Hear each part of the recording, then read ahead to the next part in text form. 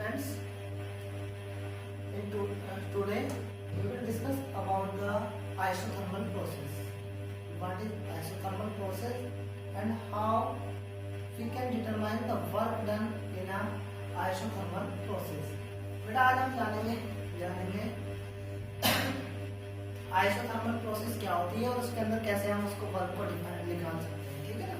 तो बेटा isothermal process क्या है, वैसे जैसे इसके नाम से हमें क्लियर है।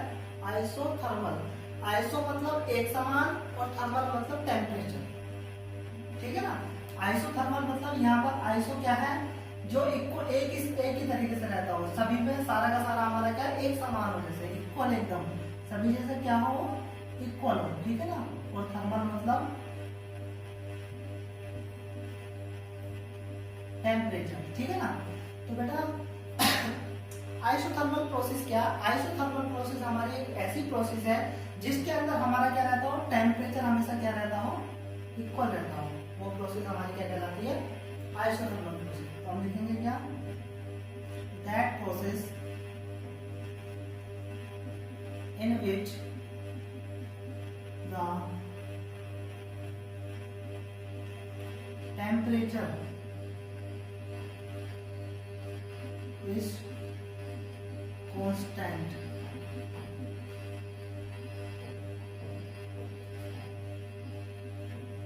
throughout the process। वो प्रोसेस जिसमें हमारा टेम्परेचर क्या रहता है, कांस्टेंट रहता है, एक ही समान रहता है हमारा। ठीक है ना।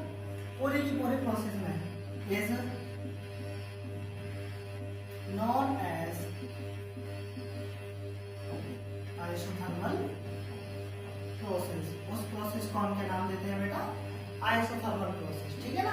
इसका मतलब क्या है, जो पूरी की पूरी प्रोसेस में हमारा क्या टी के रहेगा बेटा, वो हमारा हमेशा कांस्टेंट रहेगा। उसकी वैल्यू ना तो पूरी की पूरी प्रोसेस में ना बढ़ेगी और ना ही घटेगी। जैसे इसके कुछ एग्जांपल मैं आपको बताऊं।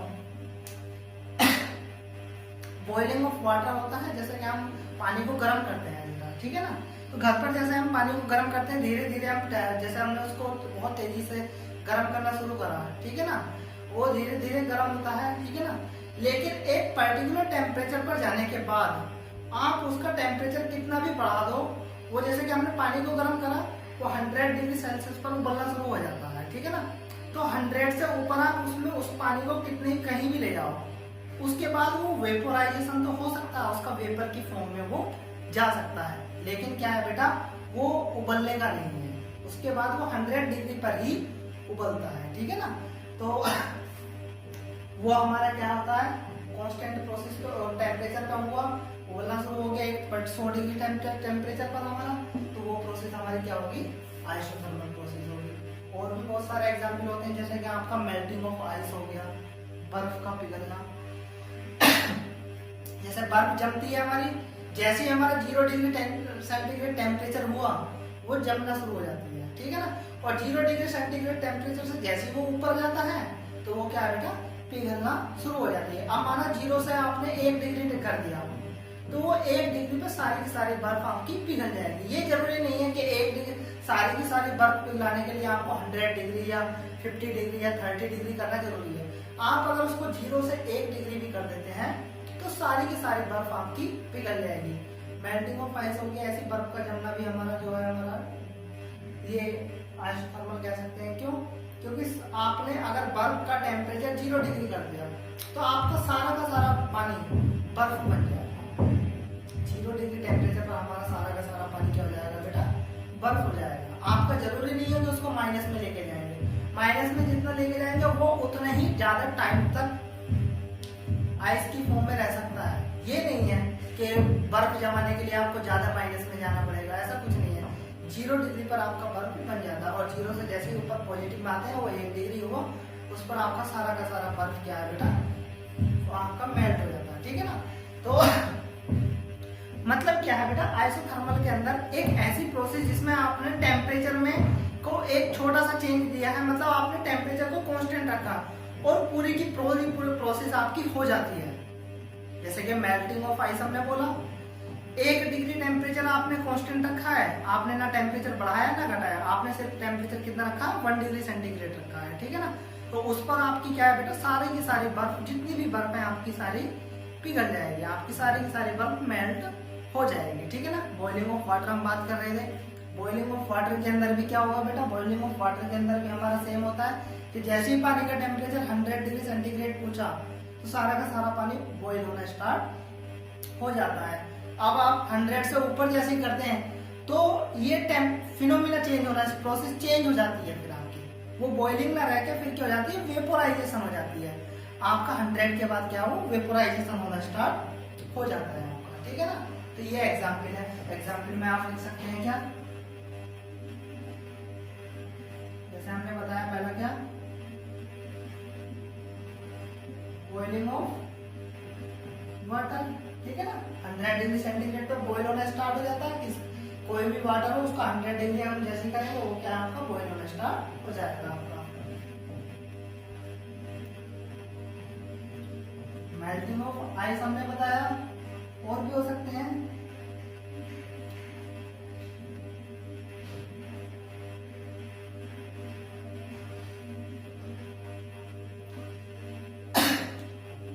अगर हम गैस का स्लो एक्सपेंशन कराते हैं बहुत धीरे धीरे, मतलब कहीं पर गैस है, जैसे कि आपने माना कि आपके घर पर सिलेंडर में गैस है, ठीक है ना। अब उसका एक्सपेंशन का मतलब क्या है, एक पर्टिकुलर सिलेंडर की फॉर्म में वो सिलेंडर के अंदर पर्टिकुलर वॉल्यूम के अंदर गैस है। अब उसका एक्सपेंशन का मतलब क्या है, उसका वॉल्यूम बढ़ाना है आपको। ठीक है ना। अगर आप सारी की सारी गैस एक साथ निकाल देंगे तो आपका जो पास का, उस सिलेंडर के पास का जो एनवायरमेंट है उसमें टेम्परेचर में चेंज हो जाएगा, लेकिन आपको टेम्परेचर तो कांस्टेंट रखना है। तो हम गैस का एक्सपेंशन कैसे करेंगे, हम स्लो करेंगे। उसका एक्सपेंशन कैसे करेंगे, बहुत धीरे धीरे, मतलब बहुत कम, बहुत नाम मात्र के लिए आप गैस उसमें से निकाल रहे हैं डेली। ठीक है ना। तो सारे का सारा सिलेंडर आपका खाली हो जाएगा। जैसे कि हम गैस यूज करते हैं, जलाए नहीं लेकिन हल्का सा खोला, उसको छोड़ दिया थोड़ी देर के लिए, फिर बंद कर दिया, वो धीरे धीरे आपका एक्सपेंशन वो हो रहा है।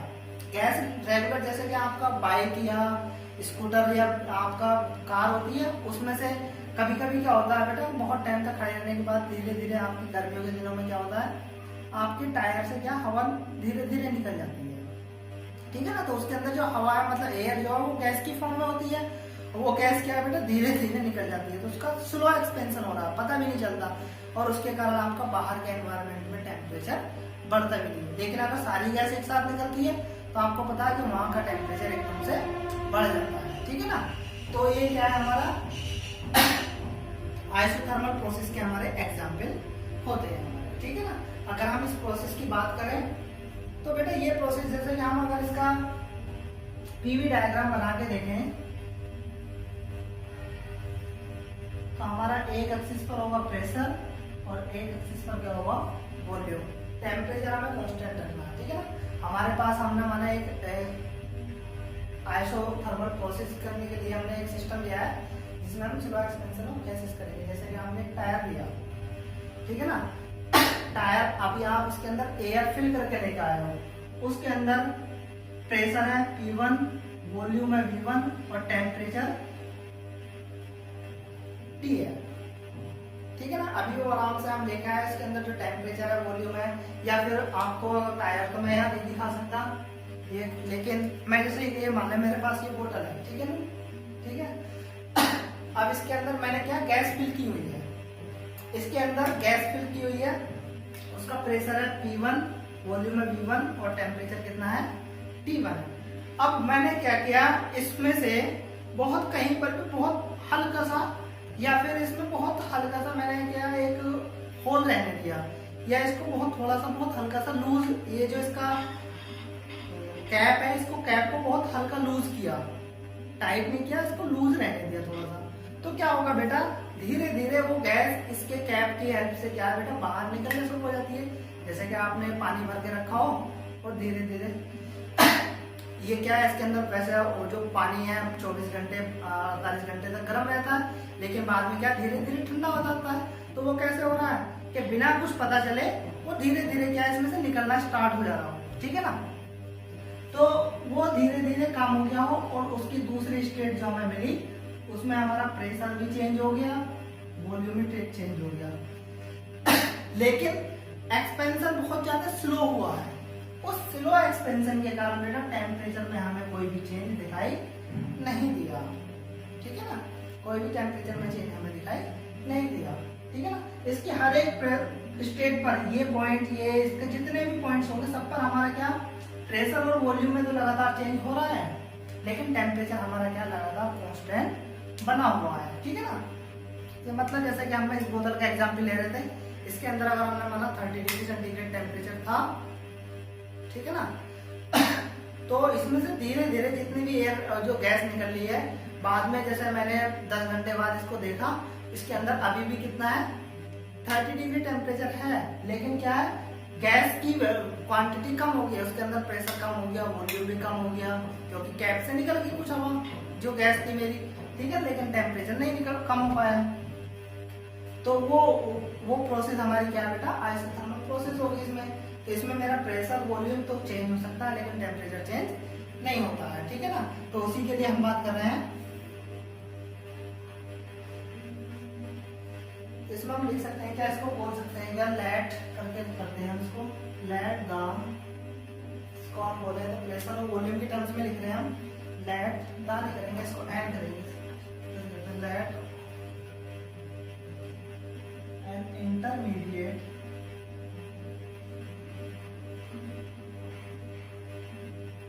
स्टेट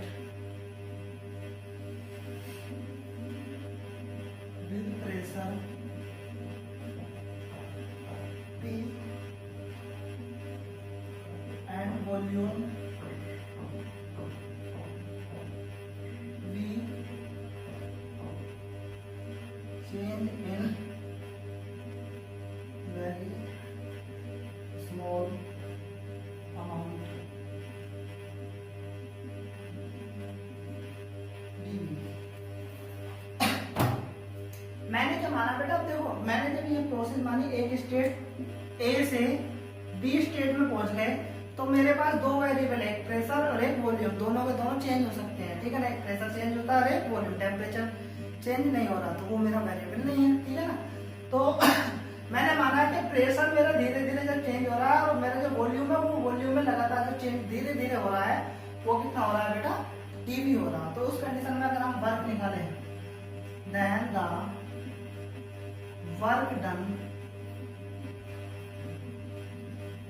इन दिस प्रोसेस, इस प्रोसेस के अंदर जो हमारा वर्क डन होगा dW, वो इक्वल होगा TdV, और वॉल्यूम V1 से कितना हो गया V2, ठीक है। बेटा मुझे वर्क निकालना था इस प्रोसेस के अंदर, मेरे पास वेरिएबल थे, एक प्रेशर था, एक वॉल्यूम था। मैंने यहाँ पर एक वेरिएबल के साथ शुरू किया है, ठीक है ना। दो वेरिएबल मेरे पास, मैं दो वेरिएबल के साथ यहाँ पर नहीं शुरू कर सकता, फिर कॉम्प्लेक्स इंटीग्रेशन हो जाएगा, वो बहुत बड़ा हो जाता है, ठीक है ना। मैं यहाँ पर क्या करूंगा, जो मेरा प्रेशर है उसको टर्म्स में चेंज कर दूंगा, किसके वॉल्यूम के चेंज में। तो उसमें क्या एक ही वेरिएबल से मैं इसका वर्क डन निकाल सकता हूँ, ठीक है ना। हम दो वेरिएबल से भी निकाल सकते हो, वो बहुत बड़ी टर्म हो जाती है, उसकी जगह हम क्या है यहाँ पर एक की हेल्प से निकाल लेते हैं। कैसे, जैसे हमारा पास वर्क डन आ गया, we know ideal gas equation आपने पढ़ी है, क्या होती है PV बराबर न्यू RT, यहाँ से P की वैल्यू कितनी हो गई न्यू RT अपॉन V, ये वैल्यू यहाँ रख सकते हैं। देन dW इक्वल टू कितना जाएगा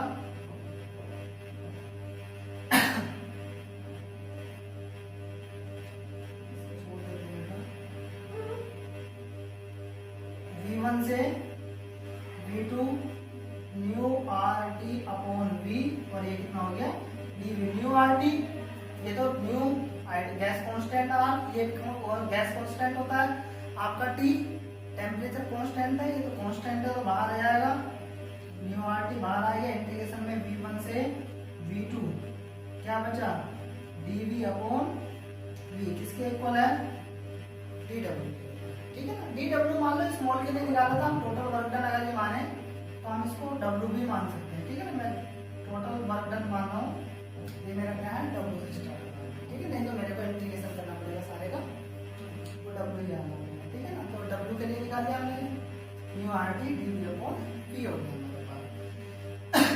1 अपॉन V dV, इसका इंटीग्रेशन क्या होता है आपने पढ़ा होगा मैथ में, वो होता है log 1 upon x, log dx का इंटीग्रेशन होता है log x। यहाँ पर कितना हो जाएगा W equals to nu RT log E base V1 से V2,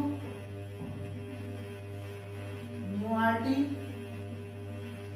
log E base limit रखते हैं, upper limit minus lower limit, V2 minus log E base P1। ठीक है, आपने फॉर्मूला पढ़ा होगा हाई स्कूल में, log m minus log n equals to होता है आपका, यहाँ लिख देता हूं मैं, log E base m minus log E base n equals to क्या होता है बेटा आपका, log E base m upon n। तो ये आपका कितना हो जाएगा, nu RT log E base V2 upon V1, ये आपका वर्क डन आ जाता है। ठीक है, आइसोथर्मल प्रोसेस के लिए जो वर्क डन हमारा होता है क्या होता है, new RT log E base V2 upon V1। ठीक है, आप यहाँ से गैस इक्वेशन के हेल्प से क्या आपका P1 V1 बराबर P2 V2, इसके हेल्प से हमारा क्या बेटा, इसमें प्रेशर की टर्म में भी हम इसको चेंज कर सकते हैं। ठीक है, वो सब हम आगे देखेंगे कैसे चेंज होता है। ये हमारा आइसोथर्मल प्रोसेस के अंदर वर्क डन होता है। ठीक है ना, अब इसमें एक टर्म हो जाती है आपकी आइसोथर्मल प्रोसेस के अंदर, जो हमारा इंटरनल एनर्जी है वो जीरो होती है। तो उस कंडीशन में अगर आप इसमें फर्स्ट लॉ ऑफ थर्मोडायनेमिक्स लगाएं तो क्या बनेगा, उसके बारे में देखते हैं। पहले आप इसको नोट कर सकते हैं, आप इसका स्क्रीनशॉट भी ले सकते हैं और पॉज करके इसको नोट भी कर सकते हैं।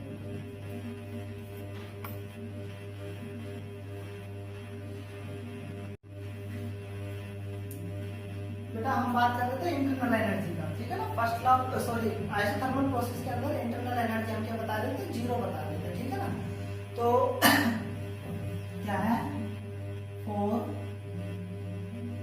आइसोथर्मल प्रोसेस के अंदर हमारा इंटरनल एनर्जी क्या था हमारा, du, वो कितना होता है बेटा, zero. Change in internal energy नहीं, change in internal energy isothermal process के अंदर हमारा कितना होता है, वो जीरो होता है। इंटरनल एनर्जी तो होता है उसका कुछ ना कुछ, क्योंकि टेम्परेचर है।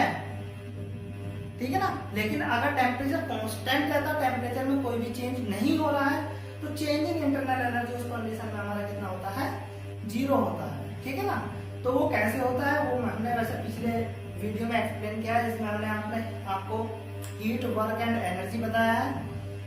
उसके अंदर हमने इंटरनल एनर्जी को बताया था कि किसी भी सिस्टम की इंटरनल एनर्जी वो सिर्फ और सिर्फ डिपेंड करती है उसकी काइनेटिक एनर्जी। जो काइनेटिक एनर्जी है, रोटेशनल, वाइब्रेशनल, ट्रांसलेशनल, ठीक है ना, काइनेटिक एनर्जी पर डिपेंड करती है। काइनेटिक एनर्जी क्या होता है, काइनेटिक एनर्जी का मतलब है जो इसके अंदर गैस है, जैसे हमने माना था, ये सिस्टम माना था, इसके अंदर गैस है। गैस है मतलब इसके अंदर जो एटम्स है वो मूव कर रहे होंगे, उनकी कुछ ना कुछ वेलोसिटी होगी। ठीक है ना, अब क्या है बेटा, हम क्या है, टेम्परेचर कांस्टेंट रख रहे हैं। टेम्परेचर कांस्टेंट का मतलब क्या है, जो उनकी काइनेटिक एनर्जी है वो भी हमारी क्या है बेटा, लगातार कांस्टेंट रहती है। मतलब पास वाले को पता ही नहीं चला कि क्या हो रहा है।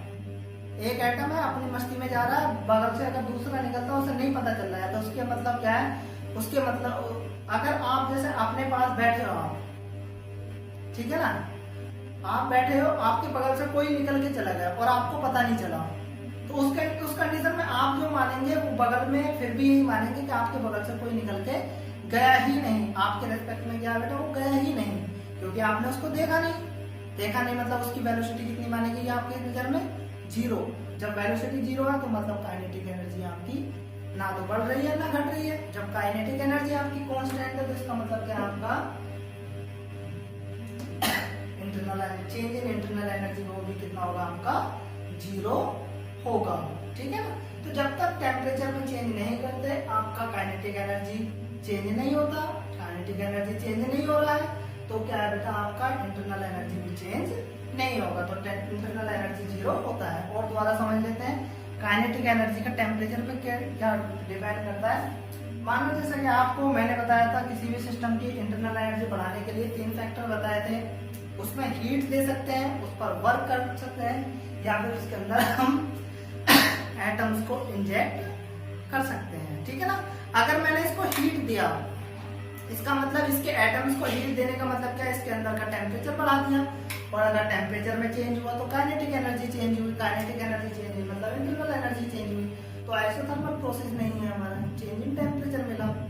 दूसरा वर्क का बताया था हमने अगर इस पर वर्क किया तो इसका मतलब इसके एटम्स की वेलोसिटी बढ़ जाएगी और उसके कारण काइनेटिक एनर्जी में चेंज होगा, और काइनेटिक एनर्जी में चेंज का मतलब हमारा इंटरनल एनर्जी जीरो नहीं रहेगी। क्योंकि अगर हमने चलना शुरू कर दिया है, जब हमारी वेलोसिटी बढ़ जाती है, घट जाती है, तो बेटा वेलोसिटी जैसे जैसे बढ़ती है हमारा टेम्परेचर बढ़ने लगता है। आप भागना शुरू कर दो, आप धीरे धीरे चल रहे हो, आपको पसीना नहीं आएगा, लेकिन आप भागना शुरू कर दो, भागने से क्या होगा बेटा, आपकी वेलोसिटी बढ़ी है तो उसके कारण आपके काइनेटिक एनर्जी बढ़ जाती है भागने के कारण, और आपका शरीर का टेम्परेचर बढ़ जाता है, ठीक है ना। तो वो आइसोथर्मल प्रोसेस नहीं होगी, ठीक है। तीसरा था हमारा इंजेक्ट ऑफ एटम्स। इसके अंदर मैंने अगर नंबर ऑफ एटम्स इंजेक्ट कर दिए तो उससे भी क्या होगा, बहुत सारे एटम्स होने के कारण उनमें खलबली मच जाएगी, और खलबली मचने का मतलब वहाँ पर वेलोसिटी बढ़ना, और वेलोसिटी का मतलब है टेम्परेचर बढ़ना, और टेम्परेचर बढ़ेगा मतलब इंटरनल एनर्जी बढ़ेगी, तो आइसोथर्मल प्रोसेस नहीं रहेगा, ठीक है। तो आइसोथर्मल प्रोसेस के लिए याद रखना इंटरनल एनर्जी कितनी होती है, जीरो, क्योंकि उसके एटम्स की काइनेटिक एनर्जी भी कितनी मानी जाती है, जीरो मानी जाती है हमारी, ठीक है ना। अगर इंटरनल एनर्जी जीरो है तो इसमें अगर हम फर्स्ट लॉ ऑफ थर्मोडायनेमिक्स लगाएं, देन फ्रॉम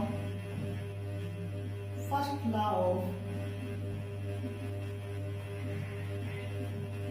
थर्मोडायनेमिक्स क्या होगा आपका, du बराबर dq प्लस w, ठीक है ना, ये था। क्योंकि du आपका, चूंकि du आपका कितना है, जीरो, तो आपका डेल q इक्वल कितना हो जाएगा, माइनस ऑफ डेल w आपका हो जाता है, ठीक है ना। तो इसका मतलब क्या है, इसमें आप क्या है, इसमें कह सकते हैं अगर आपने चेंज इन हीट किया है तो सिस्टम ने आपको वर्क करके दिया है, ठीक है ना। आपने सिस्टम को हीट दी तो सिस्टम आपको वर्क करके दे देगा। अगर आपने सिस्टम से हीट ली है तो आपको सिस्टम पे वर्क करना पड़ेगा, ठीक है ना। मैंने साइन कन्वेंशन पीछे बताई हुई है आपको, उससे आप इसको समझ सकते हैं। तो यहाँ से हमें फाइनली क्या पता चलता है बेटा, यहाँ से हमें पता चलता है जो इंटरनल एनर्जी है किसी भी आइडियल गैस के लिए, हमारी जो इंटरनल एनर्जी है वो एक फंक्शन होती है किसका, टेम्परेचर का। मैंने आपको भी एग्जांपल की हेल्प से बताने की कोशिश करी थी।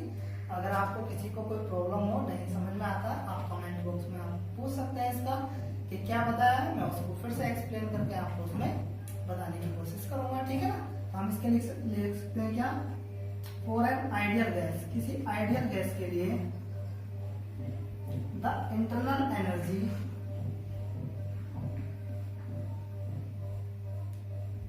is a function of